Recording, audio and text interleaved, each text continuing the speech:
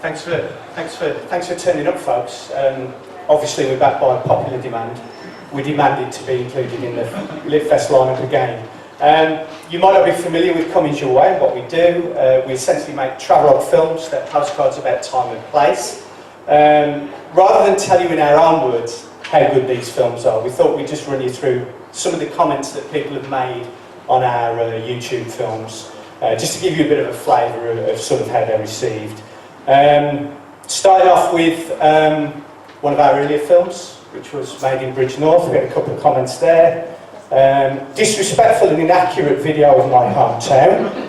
And also, that's my brother on the bike. Get this tucked down, you Cummings knob. On another video, risible. Far too much of a sub, that art critic with glasses off the telly. OMG, this is just like my English classes with Mr. Cummings rambling on and talking rubbish. That may have been Emma. Was that you, Emma? Can't see you. Yeah. A complaint, no mention of Tipton. That was from our film of Sedgley. Hello, Gramps. Maybe you can come down for Easter. I think that was something of an indecent proposal, Dan. Sounds all right to me. Yep. I can't hear him over that stupid music. That was in tribute to our composer Martin Davis, who can't be here tonight, unfortunately. Great video. The arch, though, is a Gothic pointed equilateral arch.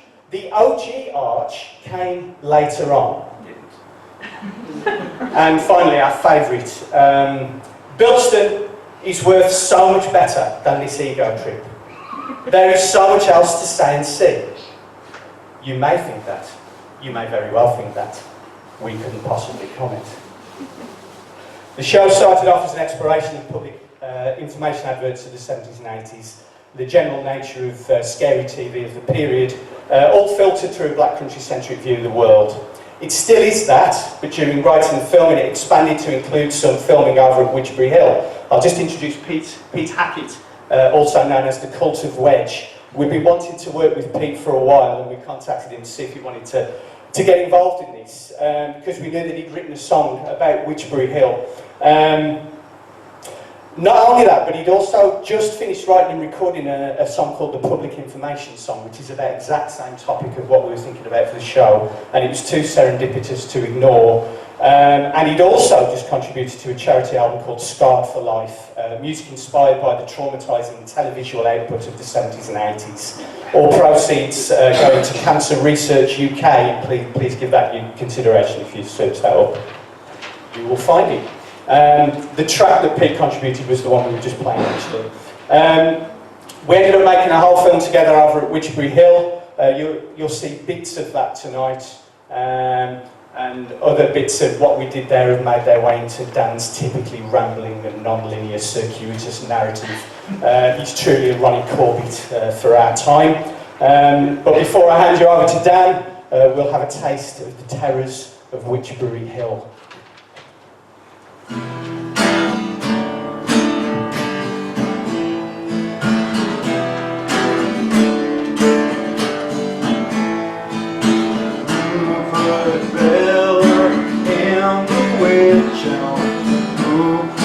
Writing on the wall. Did they build a monument to your memories? Does anyone really care at all?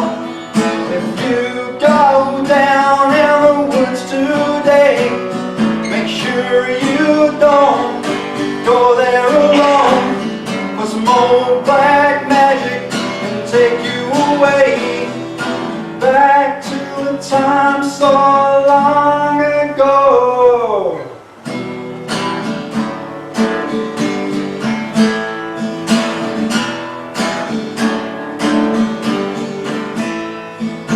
Who put Bella in the Wych Elm? Who gave her the golden ring? Married at the altar in the woodland, place where the birds don't sing. Some say it was the devil's work, Some say it was an act of war, but nobody really ever knew if she was a gypsy model lover. Oh,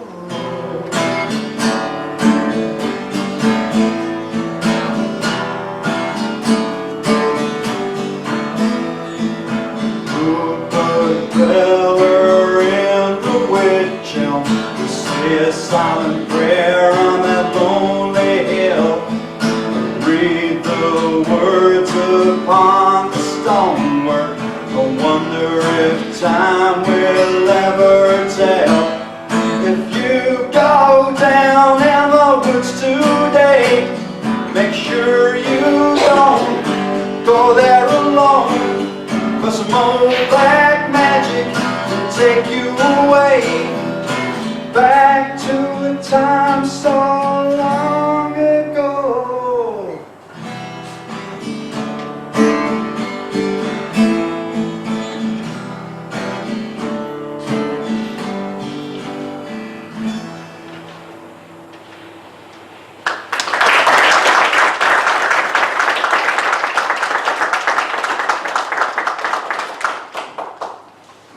In 1943, 4 schoolboys found the body of a woman inside a hollow tree in Hagley Wood near Wychbury Hill.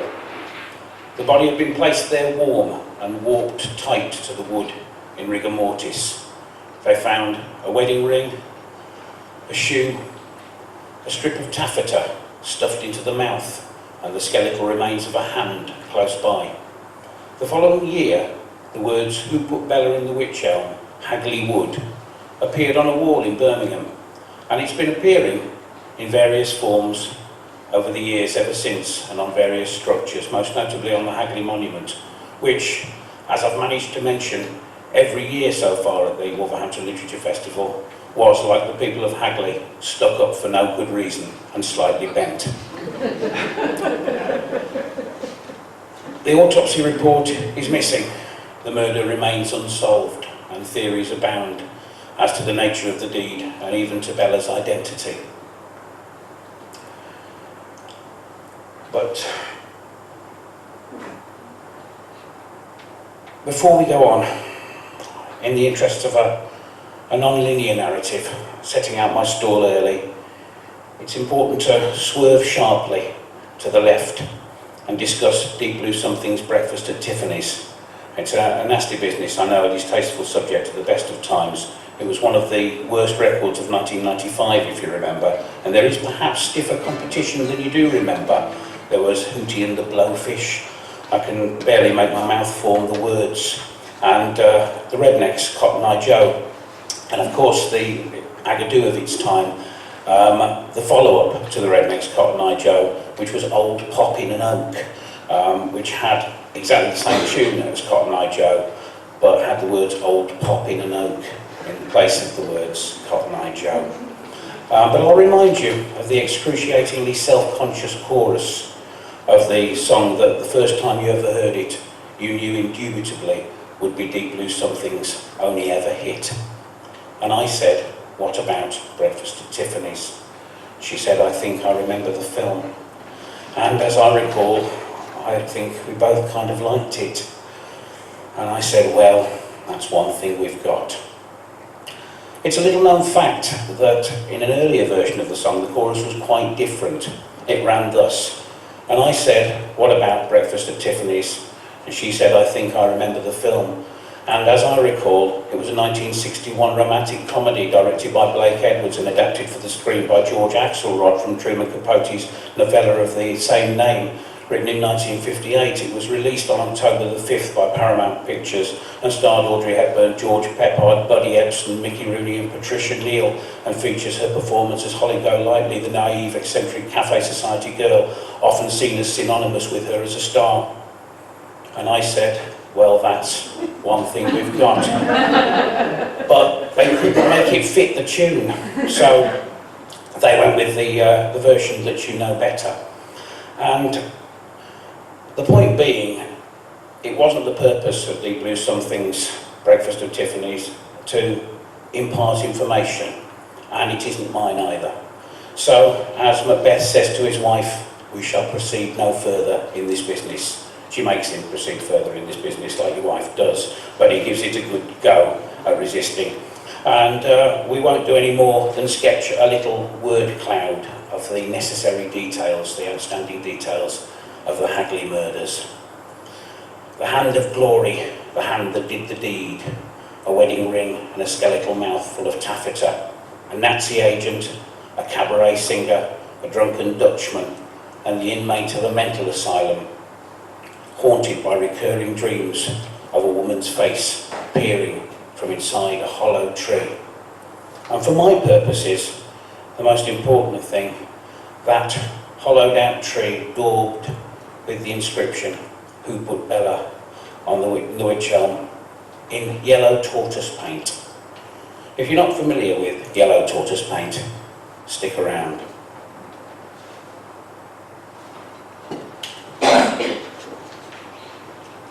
"25 years after that schoolboy fizzed up and swelled up and blurted out the secret that he'd sworn only earlier that day to keep till his dying day, something momentous happened in my life. I was born. I was born in 1968, and I think there's a prevailing feeling from people of my generation that we arrived at some kind of fulcrum of contentment, that the world had managed to distance itself equally from the stiff-collared, bowler-hatted conformity of pre-war Britain and the psychedelic indulgence and full-tilt naivety of the late 60s, and that we were washed onto some safe shore of buck-toothed, cheesecloth-shirted, lollygobble chop bomb wielding long hot summers. If you're not familiar with the lollygobble chop bomb, it was a 70s lolly that I was very fond of, and it's still with us, like the coelacanth or the Galapagos iguana. It has evolved over time, and it became the fab in the 80s, and then in the late 90s it became the knobbly bobbly, and it seems preordained to exist throughout time like some cosmic deity. I imagine it like the monolith at the end of Stanley Kubrick's 2001. In fact, if you eat the pink bit around the top, the bobbly bit, and you expose the sort of chocolate lolly inside, it does look a bit like the monolith from 2001. But if I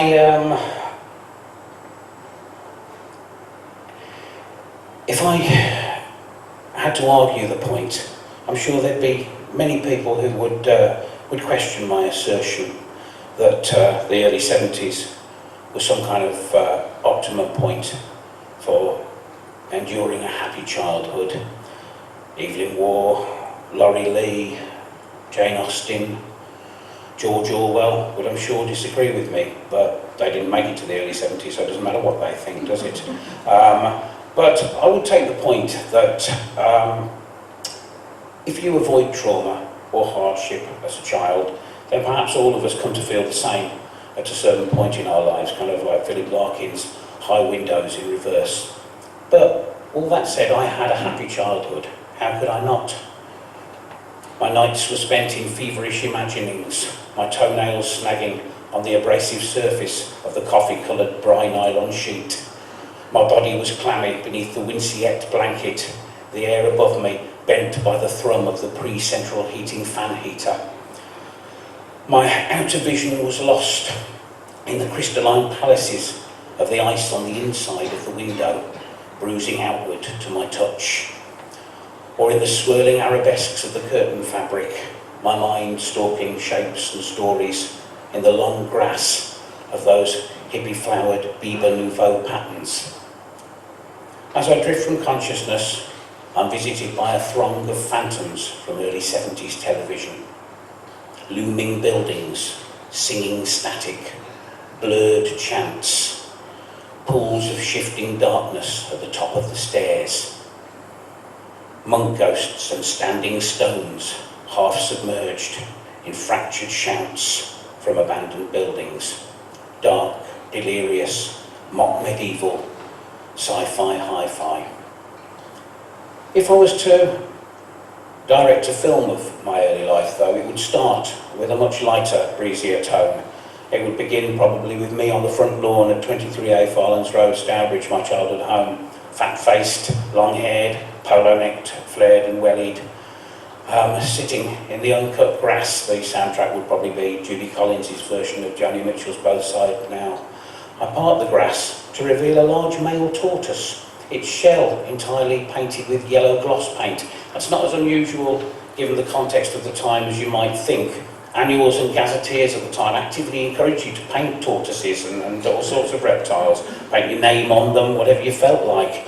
I remember vividly one illustration showing how to drill holes in its shell and attach name tags. Remember, this was a world in which they sold random reptiles and amphibians at newsagents. There was a shop in Stourbridge that sold stationery supplies and axolotls that were the feathery-gilled, permanently pubescent tadpole salamanders native to the caves beneath Mexico City. You know, you couldn't make it up, could you?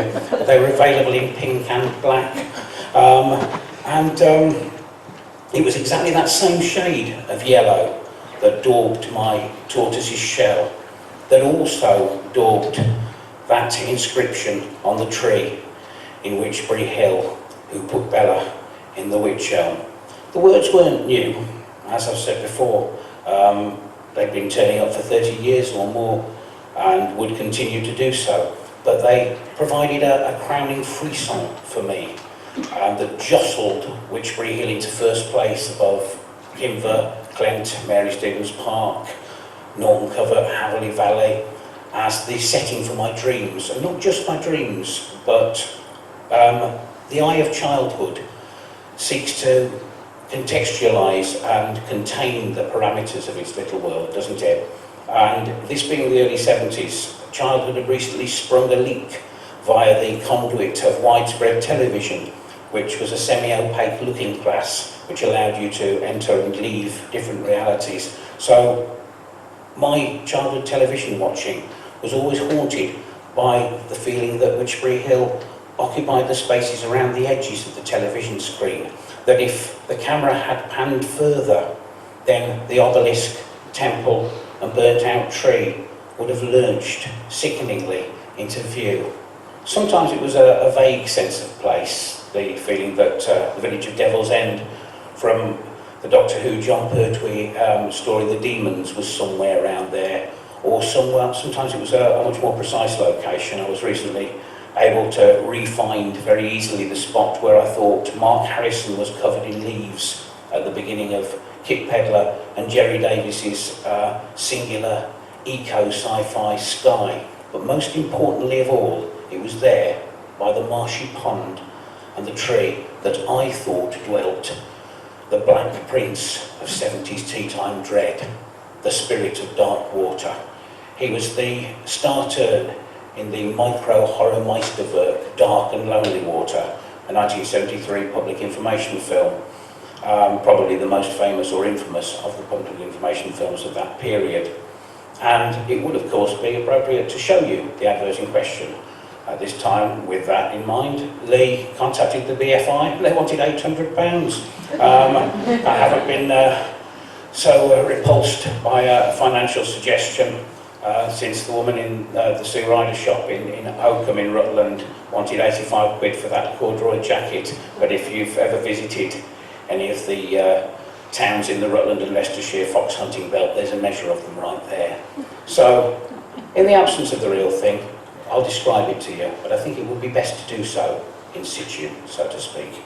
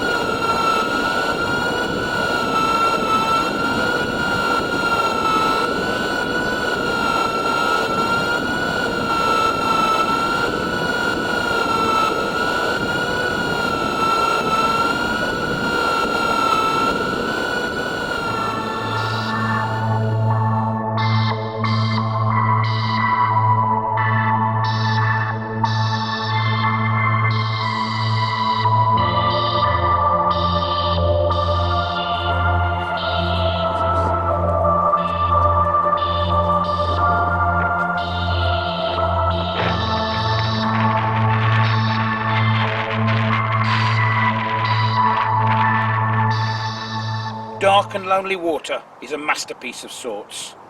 Shot in Heathrow in 1973 in response to growing concern about the number of swimming-related deaths, it is a distillation of childhood dread. Donald Pleasance, could you think of anyone better, provides the voiceover as the spirit. Hooded, empty-faced and half-submerged, he presides over the watery deaths of foolhardy children, dragged down to the hidden horrors of discarded cars and appliances. One of the children who saves the drowning child in the advert looks exactly like me at the time. Same hair and clothes, as the few remaining photos testify. We took precious few in those days. He doesn't sound like me though. His juvenile Cockney twang is of the period too, like the visions that warned Macbeth to beware Macduff in the Polanski version from 3 years earlier.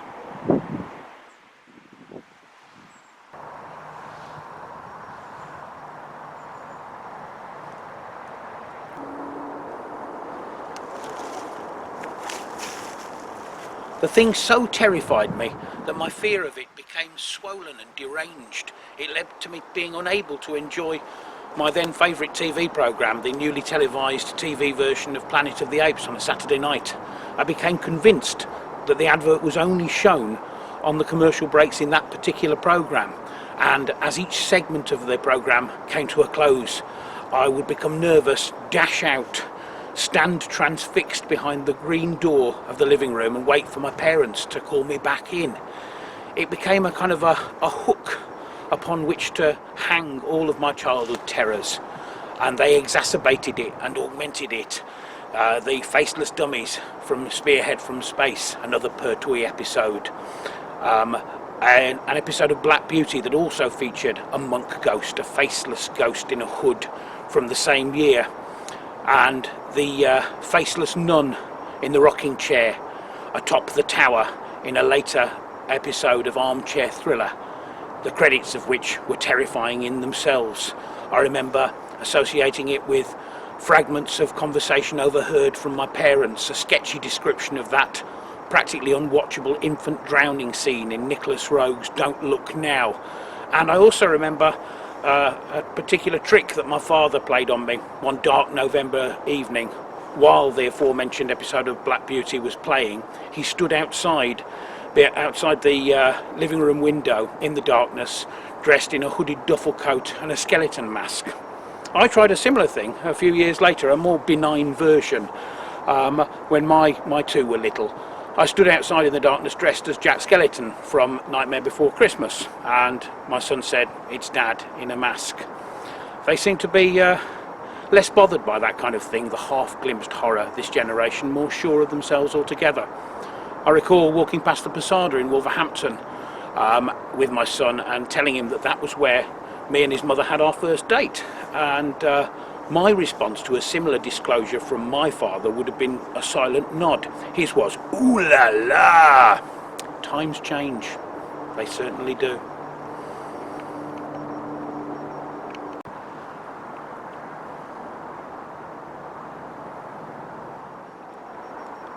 I can freeze the frame on YouTube now and clearly make out the black face covering that the actor wears inside the hood in The Spirit of Dark Water. It's a vista that my 10-inch black and white could not have afforded. Would that disclosure have calmed me as a child? Would it have abated my fears? I think not. It is the eye of childhood that fears the painted devil, whether you tell them it's painted or not. My fears now are all too grounded in reality, but that's because I'm nearer the end than the beginning. Who knows how much thread there is in my personal box of yarn. But for now, let's go back to when I was just near the start. Let's dolly and track up down Monument Lane, out onto the Hagley Causeway, down to the roundabout, along the Hagley Road, take a sharp left down Field Lane, up that dark L-shaped alley and out onto Love Lane, then right for Farlands Road. Go up the drive and peer in through the frosted inlay of the stained glass. Can you see me? There I am, standing terrified, behind the green painted living room door, waiting for the advert break in Planet of the Apes to finish. If, like Shakin' Stevens, that raven-haired Welsh rocker, you don't know what's going on behind the green door, well, you do now.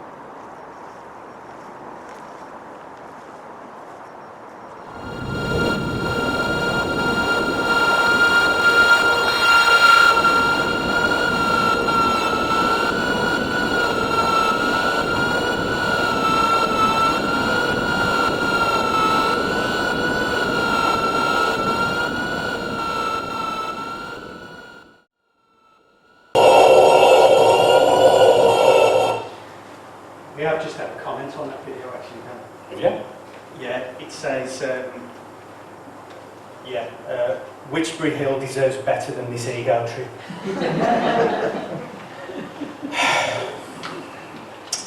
You might be wondering why, at the end of that last segment, I refer to Shakin' Stevens as raven-haired Welsh rocker. You might not, because you might not care, or because he is a raven-haired Welsh rocker. But the exact wording springs to my mind from a lovely feature that the marvellous publication Smash Hits used to run, whereby they would show the stylistic evolution of a certain pop star in 4 different frames.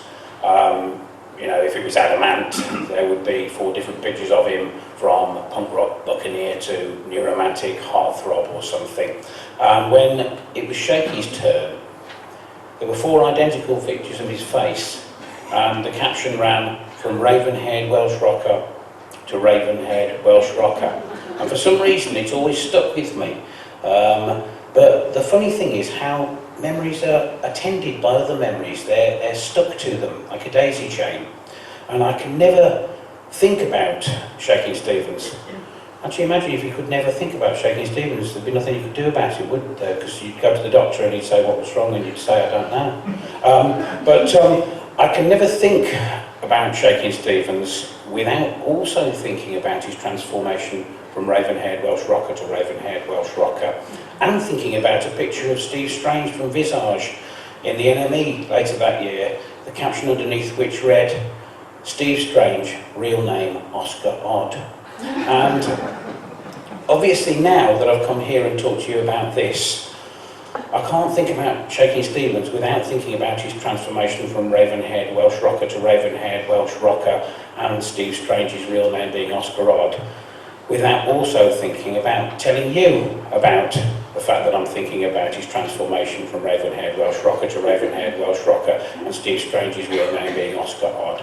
And of course, when you think of Shakin' Stevens next, you'll think about me thinking about his transformation from raven-haired Welsh rocker to raven-haired Welsh rocker, and Steve Strange's real name being Oscar Odd, and me telling you here about his transformation from raven-haired Welsh rocker to raven-haired Welsh rocker, and Steve Strange's real name being Oscar Odd, and that'll be attended by some personal associations of your own. So when you next think about Shakin' Stevens, you'll think about me thinking about his transformation from raven-haired Welsh rocker to raven-haired Welsh rocker, and Steve Strange's real name being Oscar Odd. Me telling you about his transformation from raven-haired Welsh rocker to raven-haired Welsh rocker, and Steve Strange's name being Oscar Odd, and the fact that moisture is being collected on the shopping centre floor in the Manda Centre, and you've got to meet Marjorie by the clock on Thursday, and it's a shame her dad's in prison. The early 70s was a time, a singular time, when the commercial break, as it was known then, wasn't just trying to sell you something. It was not in terms of a physical product anyway. It was trying to warn you of the dangers of strangers, farm machinery, chip pan fires, fireworks, stagnant ponds, etc. And you don't see many health and safety adverts these days, do you? The odd mobile phone related road safety admonishment, I suppose. You might be tempted to conclude that that's because the youth of today are so sensible and thoroughly tooled up in terms of the dangers of the outside world. I hate to be the one to break it to you, but I don't know. What do you think, Lee? Well, we were talking earlier, weren't we, about those 80s adverts that literally tried to terrify people into certain kinds of behaviours, the AIDS ones, Yeah. and the nuclear attack ones, the 3-minute warning ones. And why hasn't someone thought about doing the same thing with climate change, climate emergency? Yeah. There was one, and There was an advert about the climate emergency. there's a guy, and he's reading a bedtime story to his child, and you see the book, and the book sort of comes to life, and it's like the cardboard characters all drowning, and it does hit home, but it was seen as too scaremongering. Unrealistic. Yeah.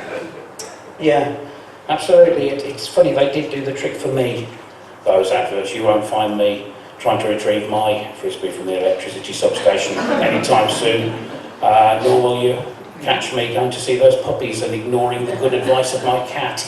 I won't be returning to a lit firework, and nor will I be playing on or anywhere near the railway, and nor would anyone who remembers Robbie's football boots hanging in the darkened hallway, and Peter Purvis saying, Robbie didn't know it, but that was the last goal he'd ever score. In fact, the last game of football he'd ever play. He looks good in that advert. Not Robbie, he gets his feet cut off. He doesn't look good. Peter Purvis, he's got a nice sort of late 70s Tomorrow's World, coffee, cream and silver shirt, tie, jacket combo, and his hair's very nicely coiffured. But I digress. It was paradoxically because of the presence of adverts like that and the shrill and deafening subtone of disquiet that they emitted into my childhood that I remember it so fondly. It's strange. The sense for me that a lot of those adverts filled your mind at night time but evaporated in the day and left you free to enjoy your days. My days, my real days, I don't count my school days, those were spent in some kind of anachronistic Ronald Searle Python-esque ripping yarn because I went to Old Swinford Hospital School. And my real days seem to have been spent equally at Kimver, Clent and Wychbury Hill. And it's only now that I'm really beginning to comprehend the scale of my good fortune. Clent, with its 4 stones, dark pools, strange landlocked amusement arcade, secret shells of derelict farm buildings and micro-leisure horse riding industry. And on Kimver Edge, as the then youngest member of the British Herpetological Society, would you believe? Yes, of course you would. I foraged for Lacerta viridis, Anguis fragilis and Vipera berus, the common lizard, slow worm and grass snake, adder respectively. And I played in the Holy Austin rock houses, those red sandstone labyrinths, now sanitised and gentrified and owned by the National Trust. And of course home to the last English troglodytes, there it is. There's always a point in these shows that involuntarily sets off my John Peel impression, just like you always get the Hagley Monument joke, and so I'll get it over with now. And so tonight we've got sessions from the last English troglodytes and micro-leisure horse riding industry, and very fine they are too. There you go, it's over. And usually that gets accompanied by a Ewan McGregor impression, but I'm going to resist it this year. I'm just, yeah.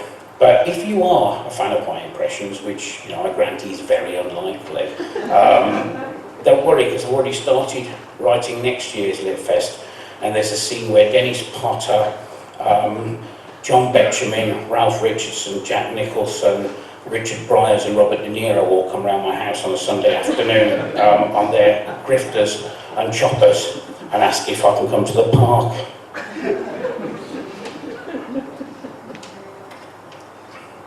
Can you picture it?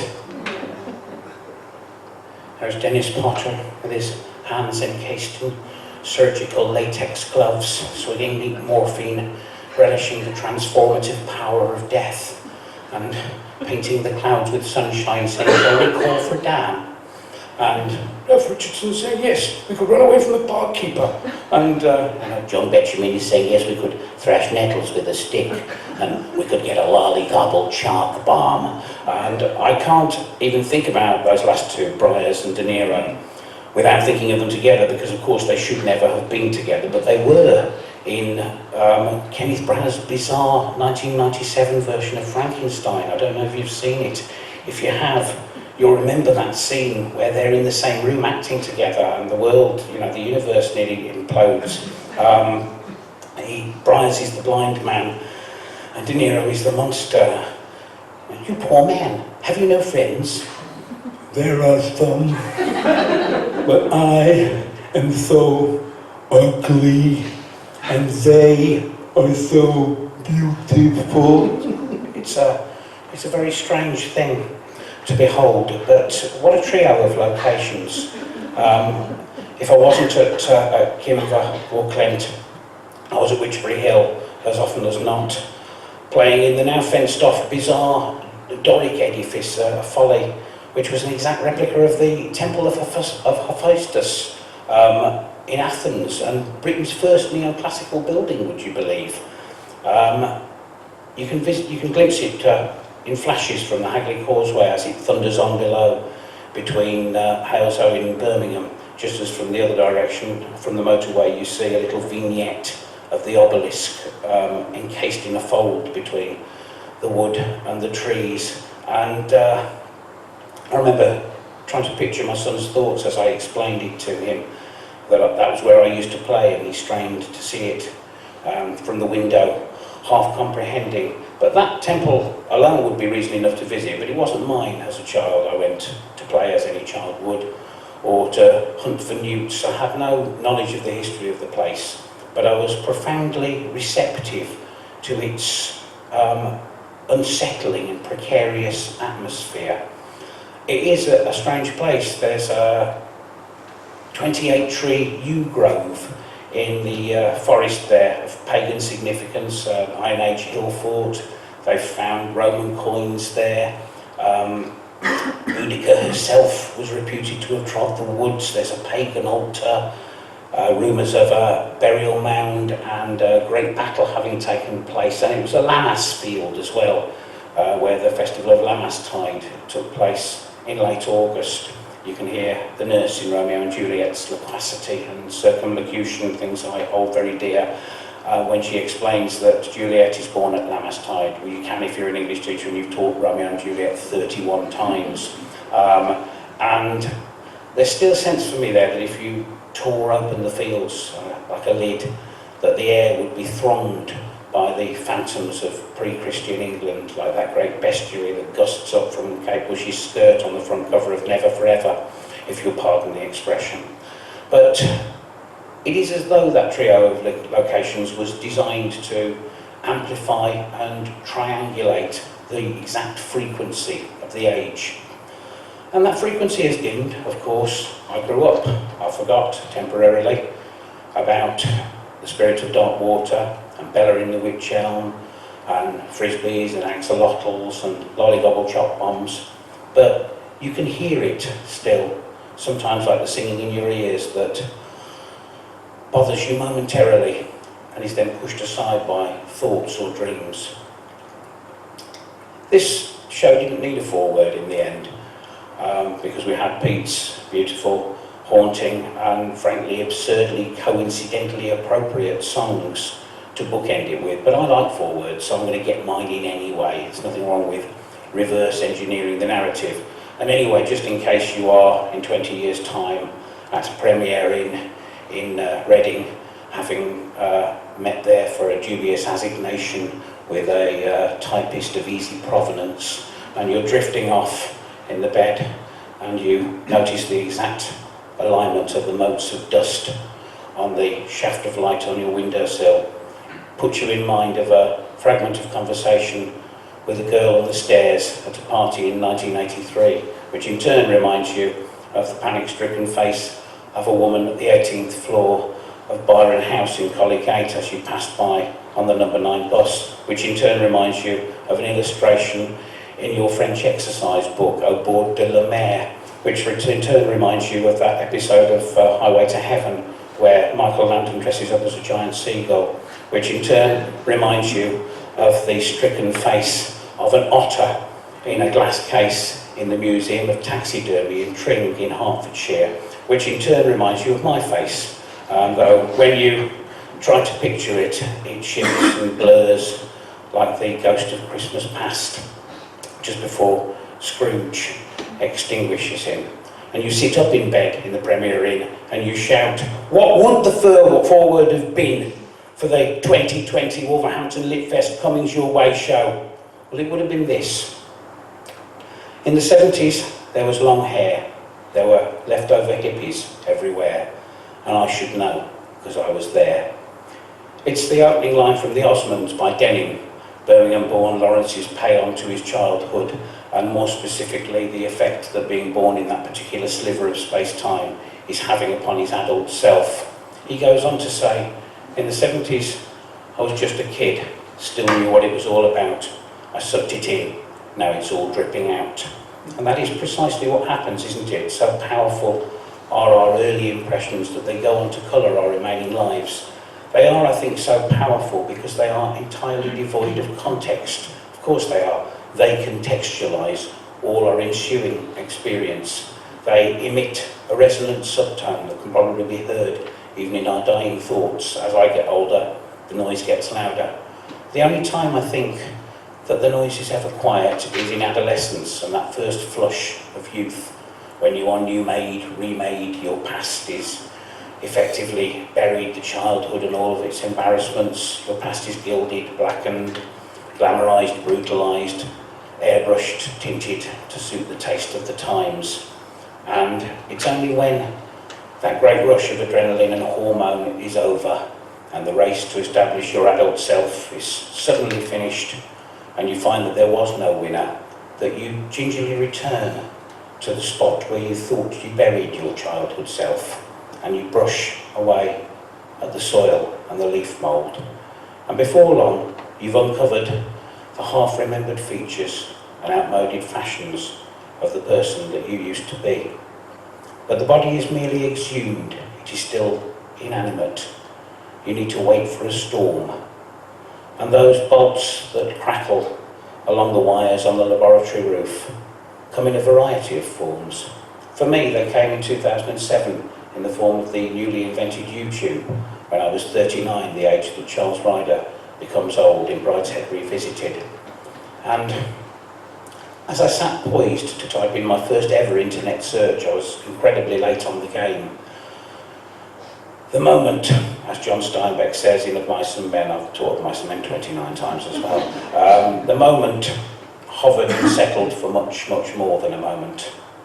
And the reason for that great significance was that for 39 years and for 250,000 years prior to that, the past was irretrievable.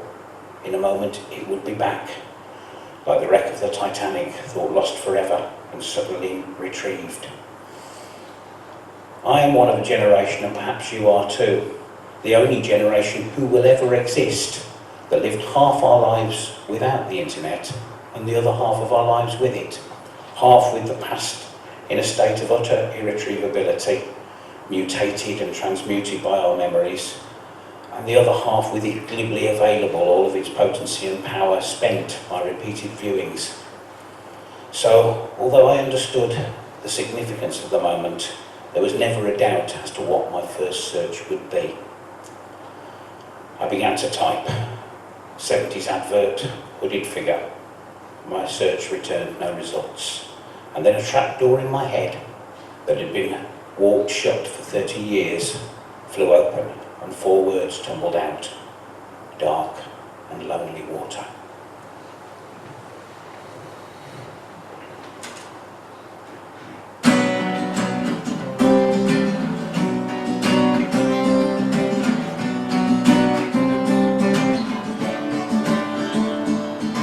Diamonds are for danger.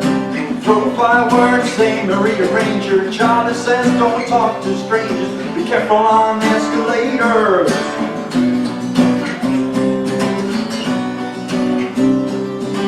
Don't dazzle dip your headlights.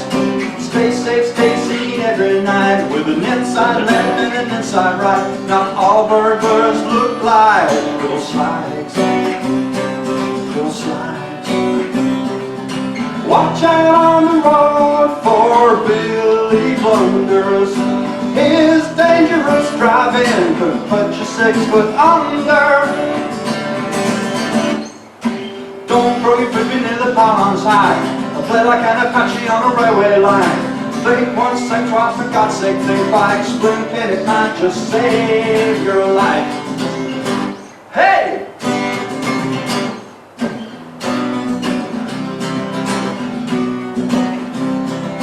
I won't be there when you cross the road, said the phony superhero in the spandex clothes. Don't act a fool like with Junior and Joe, please follow the country code.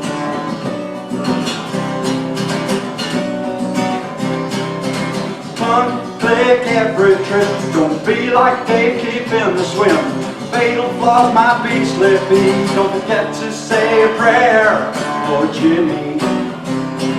For Jimmy. Cause Papa Jimmy got into the substation and died of the 60,000 volt bell bottom incineration. Don't throw your Frisbee near the pylons high. I play like an Apache on a railway line. Think once, think twice, for God's sake, think by explain, can it might just save your life. Hey!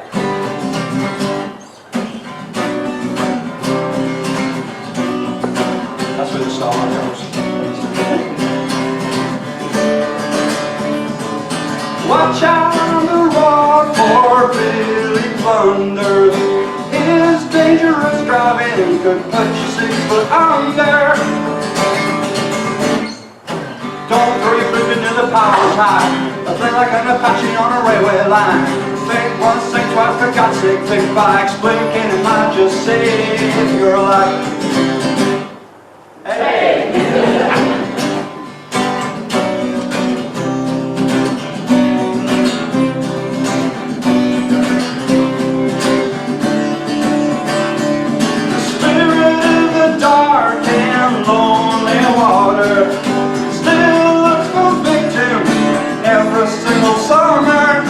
Bicycles and beds to drag them under. Don't throw your Frisbee near the pylon side. I play like an Apache on a railway line. Think once, think twice, for God's sake, think by explain, can it might just save your life. Hey! Don't throw your Frisbee near the pylons high. I play like an Apache on a railway line. Think once, think twice, for God's sake, think by explain, can it might just save your life.